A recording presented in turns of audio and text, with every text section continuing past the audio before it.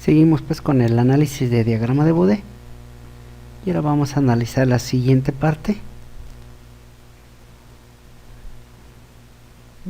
donde hace mención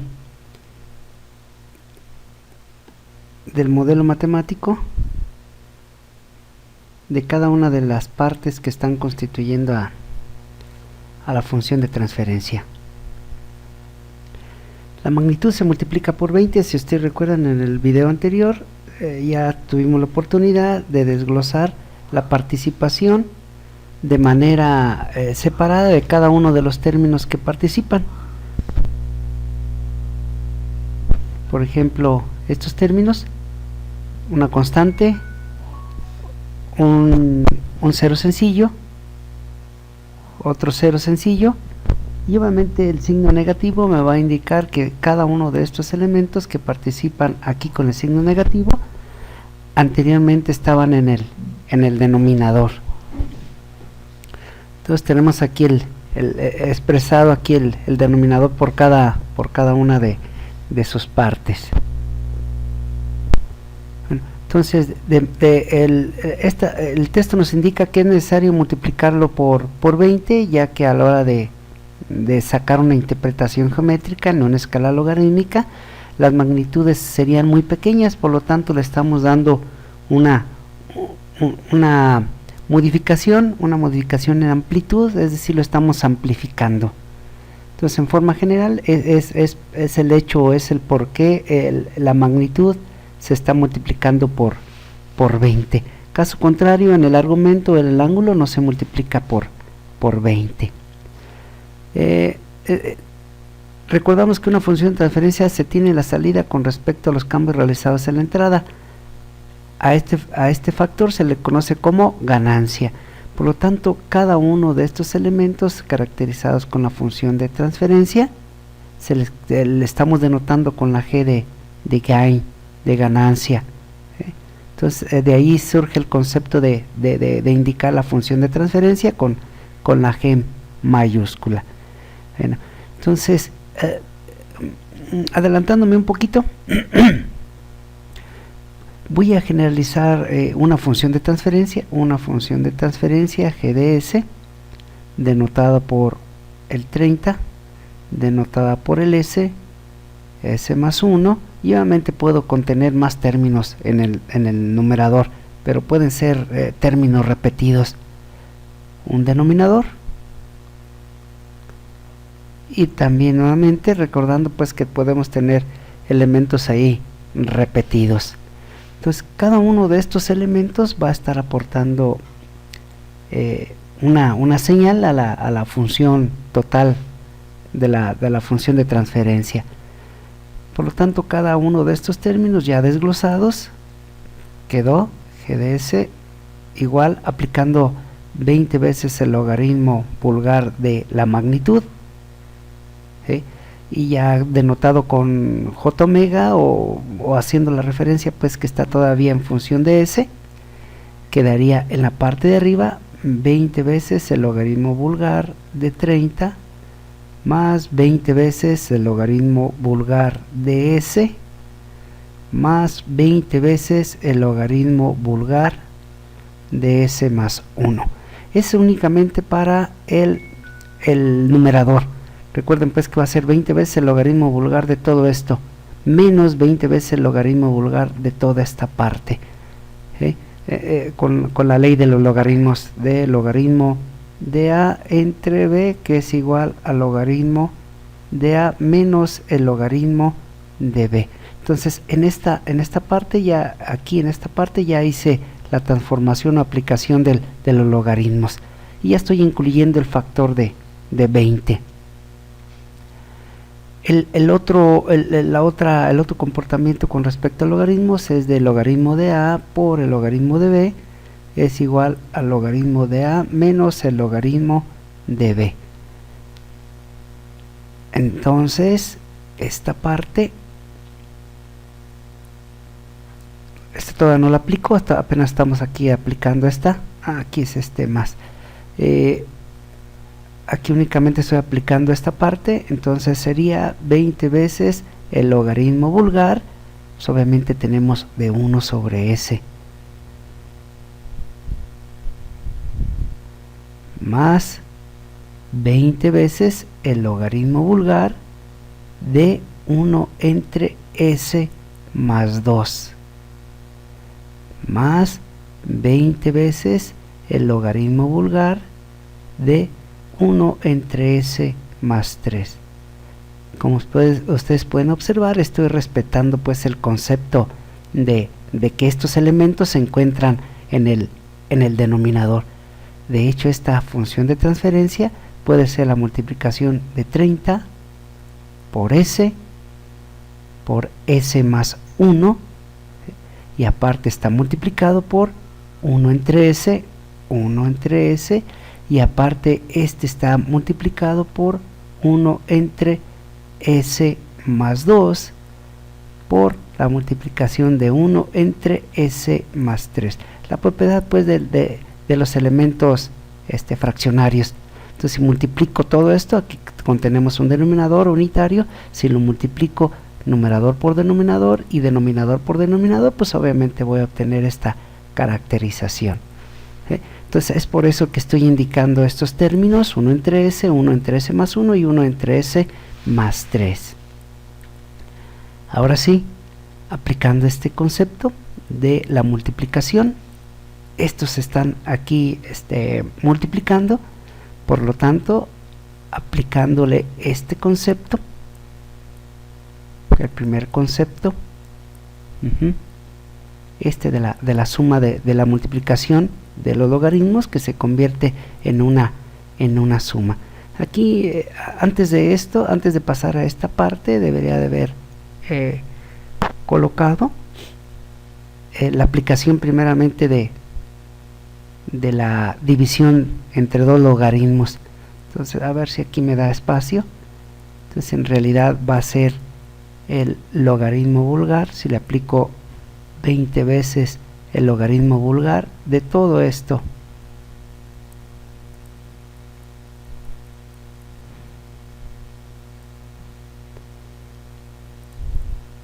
de toda esa interpretación,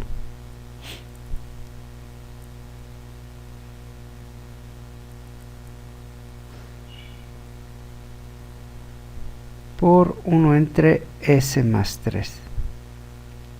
Ahí así. Entonces, el primer elemento tendríamos que indicarlo como si fuera la resta de cada uno de estos elementos, ¿sí? Aquí recordando que esta es la división. Ahí está dividiendo el elemento. Bueno, déjenme, me animo a hacerlo paso por paso.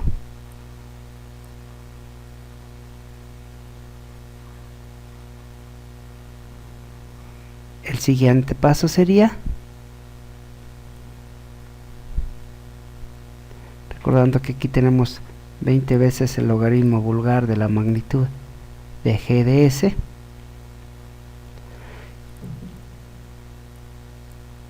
sería 20 veces el logaritmo vulgar 30s, s más 1, como se están dividiendo, todo este es el denominador, menos 20 veces el logaritmo vulgar de 1 entre s, 1 entre s más 2 y 1 entre s más 3. Ahí está, ahora sí, para que se comprenda el procedimiento. Entonces, denominador, visualizándolo, este es el numerador y este es el denominador, caracterizando pues que efectivamente tenemos la multiplicación sucesiva de 1, 2, 3, 4, 5, 6 términos. Y aquí aparecen los 6 términos: 1, 2, 3, 4, 5, 6 términos. Aquí están denotados. Ya están indicados por aquí. Primera aplicación de esta ley de logaritmos, a entre b, quedaría indicado de esa forma. Siguiente aplicación de los logaritmos, tenemos una multiplicación que sería esta parte, en forma separada. Cada uno de los términos sería como una suma: 20 veces el logaritmo de s, 20 veces el logaritmo de s más 1. el otro elemento, como es negativo y la indicación es pues que está en el denominador, quedaría menos 20 veces el logaritmo vulgar de 1 entre s menos 20 veces el logaritmo vulgar de 1 entre s más 2 menos 20 veces el logaritmo vulgar de 1 entre s más 3. Como ven, aquí ya tengo ya la representación de la magnitud. Este sería el modelo matemático que está caracterizando a la función de transferencia, pero en magnitud, y está incluyendo cada uno de esos términos. Obviamente aquí todavía no tengo representado la magnitud, es decir, este elemento tiene su propia magnitud, este elemento tiene su propia magnitud, y cada uno de estos elementos tiene su propia magnitud. En el otro video vamos a tratar de desglosar cada uno de estos términos. En cambio, para el ángulo de la magnitud, al sustituir a S por J omega, va a ser, según aquí, el ángulo de 30 más, según este término, pues el término que siga en este caso sería el ángulo de S más el ángulo de S más 1 más el ángulo de 1 entre S más el ángulo de 1 entre S más 2 más el ángulo de 1 entre S más 3. Como pueden ustedes observar, aquí automáticamente no estoy incluyendo el signo negativo, pero a fin de cuentas, al hacer una suma algebraica, en algunas ocasiones, de acuerdo a la interpretación del ángulo, si ustedes recuerdan, el ángulo de fase de la función de transferencia es tangente a la menos 1 de la parte imaginaria entre la parte real. Ya aquí, al realizar esta operación con el operador trigonométrico, en esta parte me va a dar positivo o negativo, ¿sí? Entonces, para no... bueno, podemos observar esta indicación que son menos los ángulos que están aportando los elementos del denominador, pero más adelantito vamos a observar que este está aportando un ángulo negativo. Entonces más por menos daría menos, más por menos daría menos, porque si me baso directamente así con el signo negativo, pues obviamente a la hora de encontrar este ángulo, que podemos observar que es 1 entre S, sustituimos 1 a S por J omega, queda J omega, lo mando hacia arriba, queda menos J, 1 entre omega, y podemos observar que la magnitud es 1 entre omega, ángulo de menos 90. Entonces esta es la magnitud de este elemento S, ¿sí? Pero obviamente está a un ángulo de menos 90, y si considero este signo negativo, menos por menos, pues va a dar más. Entonces en realidad la indicación correcta sería esta parte. Entonces únicamente para que tengan cuidado pues ahí en esta designación del valor negativo. Entonces de mi punto de vista, pues yo creo que sería bien indicar esta suma sucesiva. Dice lo siguiente: la aplicación de esta relación por lo regular se hace en referencia a la potencia de los sistemas eléctricos y electrónicos. Entonces esta es una potencia. Creo que ustedes ya tuvieron la oportunidad o están llevando la materia de máquinas eléctricas, y en lo particular de transformadores. Si tienen ustedes un transformador primario y secundario, más o menos B1 inyecta una corriente 1, sale una corriente 2 y va a tener un voltaje 2. Por lo tanto, la relación de potencia o relación de transformación está indicado por la potencia 1 es igual a la potencia 2. Esa es la característica esencial de los transformadores o de las máquinas eléctricas. Están utilizando la misma potencia. Es decir, esta potencia que entra es exactamente igual a la potencia que sale, únicamente pues con distintos parámetros, con distintos valores de voltaje corriente y voltaje corriente. Potencia 1 es igual a la potencia 2. Recordando que potencia está caracterizada por B1 por I1 en el primario, y V2 por I2 en el secundario. Si despejamos esta B2 lo vamos a dejar por acá, este B1 está multiplicando, pasa dividiendo, I1 entre este I2 pasa por acá, I2 es igual a B2 entre B1, y esta es la relación de transformación en función de voltajes V2 entre V1, o en función de corrientes I1 entre I2. Y esta relación de transformación pues obviamente la van a ver en detalle en la materia de máquinas eléctricas. Lo interesante es observar pues de que la ganancia si son potencias o si son voltajes, volts entre volts, si son corrientes, ampere entre ampere, si son potencias, watts entre watts, a final de cuentas se van a eliminar, ¿sí? Se eliminan las unidades y vamos a tener nosotros la manipulación de elementos sin ninguna unidad. Entonces, para no estar trabajando con una magnitud sin unidades, el concepto adimensional de voltaje entre voltaje se eliminan, y las unidades para trabajar con un parámetro dimensional se le conocen como decibeles. Entonces, en realidad el concepto de decibel no es ruido, no es perturbación, sino es una relación pues entre dos elementos del mismo género, ¿sí?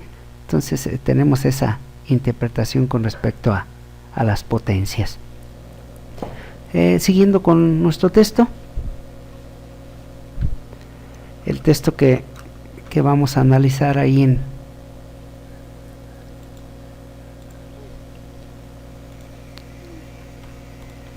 en el libro de estudio, déjenlo pongo por aquí para que quede evidencia, o si alguien lo ocupa, los apuntes ahí que estamos realizando aquí en el video, pues los tengan ahí todavía más de referencia. Bueno, entonces en forma general tenemos la participación de dos o más elementos. Característica de la escala logarítmicas, tenemos un logaritmo en base 10, lo que acabamos de mencionar con respecto al concepto de potencias. Entonces lo que me interesa sería tratar de explicar esta parte, los elementos que están participando en una función de transferencia. Nuevamente voy a colocar por aquí una función de transferencia, así de manera general. Tengo GDS igual al famoso 30 que hemos venido aquí arrastrando, 30 por S más 1, entre el denominador S por S más 2, S más 3, y le voy a poner otro S más 3, para simbolizar pues que tenemos un elemento al cuadrado. Los elementos que participan en la función de transferencia, tenemos el primero, el más sencillo, factor constante K. Tenemos una ganancia de magnitud K, y para nosotros el elemento sería ese factor, es decir, tengo una función de transferencia que es únicamente 30. Ese es el factor constante. Obviamente podemos tener cualquier número constante. Polos o ceros en el origen, recordando que tenemos los ceros en el numerador. Este sería, para ejemplizar a esta parte, un 0 en el origen. Sería la caracterización de GDS igual a S más 1. Este es un 0. En cambio, la otra función de transferencia que va a estar interpretando a un polo en el origen sería este elemento 1 entre S más 2. Entonces, si tenemos un 0 y un polo para caracterizar a esta interpretación. Polos y ceros sencillos. Vamos a ver aquí un ejemplo del punto 3 o del elemento que podemos incluir aquí en la función de transferencia. El primero, polos o ceros de orden Q. El primero sería S, que sería este, y el otro elemento G de S, que sería 1 entre S. Obviamente podemos tener S al cuadrado, al cubo, etcétera, y de igual manera en el denominador. Entonces aquí tenemos esta parte indicado pues por el punto 3. En cambio, para el punto 4, polos o ceros complejos, si ustedes recuerdan, quise implementar si añadiría otro elemento, S más 1, acá en la parte de arriba, en los ceros. Por lo tanto, caracterizaríamos a S más 1 al cuadrado, y en la parte del denominador indicaríamos a 1 entre S más 3 al cuadrado, que desarrollándolo sería el primero al cuadrado más el doble producto del primero por el segundo más el segundo al cuadrado. Entonces esta formación o desarrollo del polinomio al cuadrado quedaría un elemento al cuadrado, un polinomio al cuadrado, que lo caracterizaría pues por esta parte. Y por último, un retardo puro. Si ustedes recuerdan, yo puedo estar denotando un número complejo A, que contiene 3 elementos en el eje real y 4 elementos en el eje imaginario. Por lo tanto, me desplazo 3 en el eje real y me voy a desplazar 4 en el eje imaginario.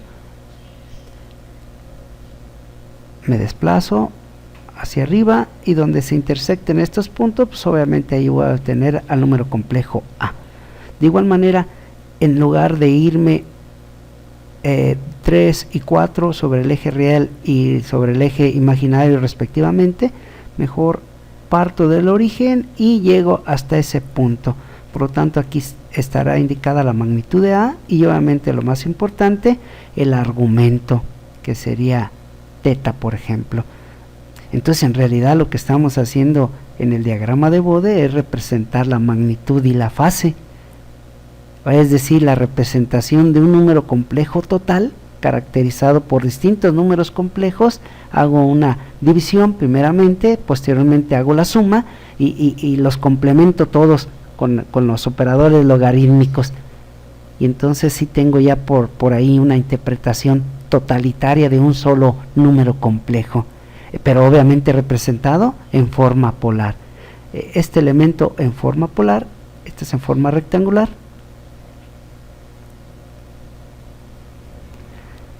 en forma polar estaría denotado por su magnitud y su argumento. Entonces tenemos la misma representación, pero con números complejos en forma rectangular es muy, valga la redundancia, es muy complejo analizarlo. Por lo tanto, lo desbaratamos en dos partes importantes, que es la magnitud y la fase. Si ustedes recuerdan, la magnitud para este número sería la parte real al cuadrado más la parte imaginaria al cuadrado, y el argumento tangente a la menos 1 de esta parte, que sería la parte imaginaria, 4 entre la parte real. Entonces, en forma separada, el diagrama de Bode va a estar caracterizando a la magnitud. En forma logarítmica, 20 veces el logaritmo de la magnitud, y va a estar también indicando a el argumento, es decir, tangente a la menos 1 de la parte imaginaria entre la parte real, ¿sí? Entonces, la descomposición de forma logarítmica, recuerden, ya entramos en el concepto de elementos sin dimensión, adimensionales, es decir, los decibeles. Por lo tanto, con cualquier número podemos nosotros manipularlo y obviamente expresarlo en un esquema. Entonces, es la finalidad pues del diagrama de Bode, que es su totalidad, desbaratado cada uno de estos 5 elementos de la función de transferencia. Los voy a relacionar, que interactúen entre ellos para dar un resultado totalitario. Bueno, retomando esta parte, si inicialmente en vez de darme la representación en forma rectangular, sino que me lo dieran en forma polar, por lo tanto lo puedo transformar en forma rectangular. Si ustedes recuerdan, si aplico yo la función coseno, aquí tengo la parte real. Para encontrar la parte real es igual a la magnitud. Si aplico coseno, cateto adyacente sobre hipotenusa. Bueno, vamos a poner así: coseno del argumento es igual al cateto adyacente, la parte real, sobre la hipotenusa, que es la magnitud. Si despejo, por lo tanto la parte real va a ser igual al coseno del ángulo por la magnitud. Y de igual manera para el seno, si aplico ahora el seno, seno del argumento es igual al cateto opuesto, que es la parte imaginaria, entre la hipotenusa, que es la magnitud. Despejando, por lo tanto la parte imaginaria va a ser igual a la magnitud por el seno del argumento. Esto es para encontrar el eje imaginario, perdón, la magnitud expresada o indicada en el eje imaginario y la magnitud expresada en el eje real. Si ustedes recuerdan, pues únicamente estoy implementando el concepto de la identidad de Euler. Ahí está, que es exactamente igual la parte real a la parte real más menos la parte imaginaria. Para la parte real sería el coseno del argumento, más menos para la parte imaginaria sería el seno del argumento. Entonces, para no indicar que es, para ser más específico e indicar que esta es la parte imaginaria, implemento el operador imaginario J. Entonces esta es la identidad de Euler. Y obviamente el otro elemento que está representando a este retardo puro es igual a E elevado a menos J omega T. Entonces en realidad es un reflejo, el reflejo de este elemento. Este sería E elevado a la J omega T. Y su complemento sería otro fasor o otro elemento con la misma magnitud, pero de sentido contrario, que sería E elevado a la menos J omega T. Si este es positivo, lo estoy retardando la misma magnitud en ángulo, pero en sentido contrario. Es el concepto de retardo. Entonces, por si alguien tuviera la oportunidad de toparse o de tocar este tema, pues de ahí surge este elemento. Entonces, para fines prácticos nosotros no lo vamos a meter, únicamente con estos elementos es más que suficiente. Bueno, entonces eso sería todo con respecto a al desglosamiento, al desmembramiento de estos textos, para indicar pues qué es lo que sucede o qué es lo que tenemos. Bueno, entonces nos vemos en el otro video.